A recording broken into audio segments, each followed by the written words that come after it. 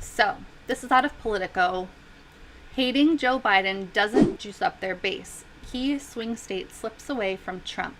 Trump has trailed in every public poll in Pennsylvania since June. So, to kind of set this up, Donald Trump surprisingly won Pennsylvania in 2016.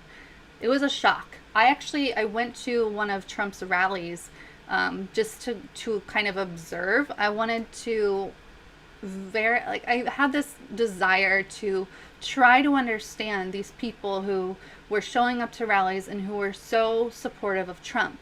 It seemed back then kind of cult-like, and I would say it seems even more cult-like today. But I wanted to be, amongst these people and just observe. I took a ton of pictures that day. I talked to people. I helped, take a picture of a Trump supporter with Kellyanne Conway, and I felt ridiculous doing it. But this woman was so sweet, just incredibly sweet. She was head to toe dressed up in Trump gear, and just like almost in tears because I had taken her picture with Kellyanne Conway. Kellyanne was actually perfectly nice. Obviously, we know that she's Kellyanne. So this is talking about Trump kind of falling in Pennsylvania. So Trump has trailed in every public poll in Pennsylvania since June. Not good news for Trump, but I do have to remind people that it looked like Hillary was going to win. Hillary was very much up in polls in 2016. That goes without saying. It was a complete shock and surprise that Hillary didn't win the entire election. Of course, she got the popular vote, and people jokingly call her our popular vote president, but she didn't win because of our electoral college. She didn't win because she didn't focus enough on these important swing states, Michigan, Wisconsin. She didn't even go to Wisconsin and Pennsylvania. It was a surprise that she didn't win. And of course, we all knew the turning point when we saw the Florida results. So, even though he's down in the polls right now, anything could happen. And it seems, as I'll show you, that there's a little bit of a pivot starting to happen. So I'll show you that after this article. So senior citizens and suburban voters are sinking President Donald Trump's campaign across the country. But here in Pennsylvania, home to one of the largest populations of residents aged 65 or older, and where suburbanites comprise more than half the electorate, their defection to Joe Biden is hurting Trump even more acutely. It's a very big problem in a swing state that's central to his Rust Belt path to victory. 4 years ago, Trump became the first Republican presidential candidate since 1988 to carry Pennsylvania, in part by winning older and suburban voters, as well as blue-collar white workers in ancestrally Democratic areas. Now, with less than 100 days till Election Day, surveys show those voters are eyeing something different yet again. Joe Biden has an overall early lead in the state of 6 percentage points, according to Real Clear Politics polling average, and has led Trump in all 12 public polls released since the beginning of June.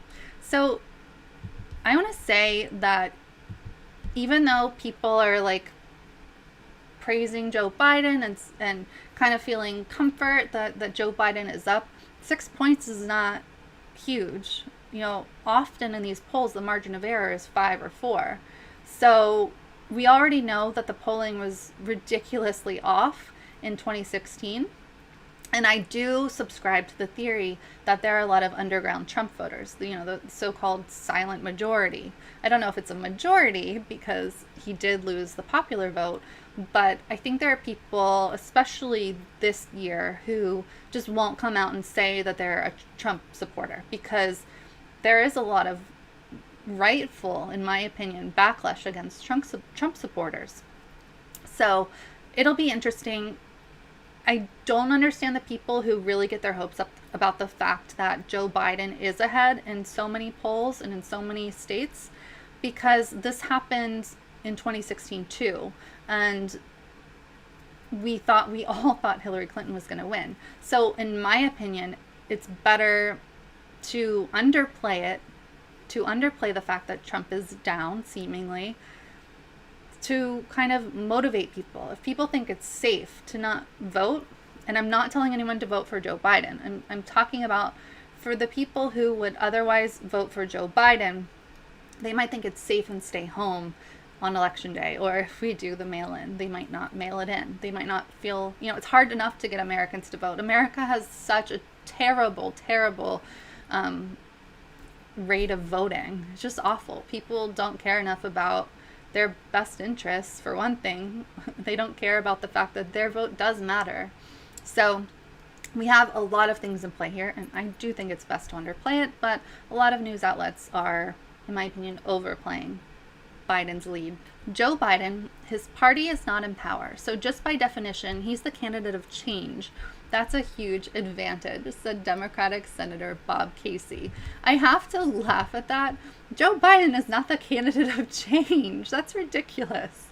You couldn't get a more non-changing candidate than Joe Biden.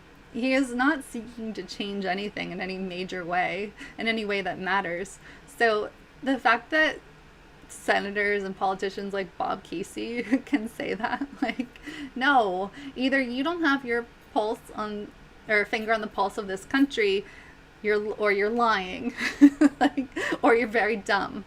It's ridiculous, these people.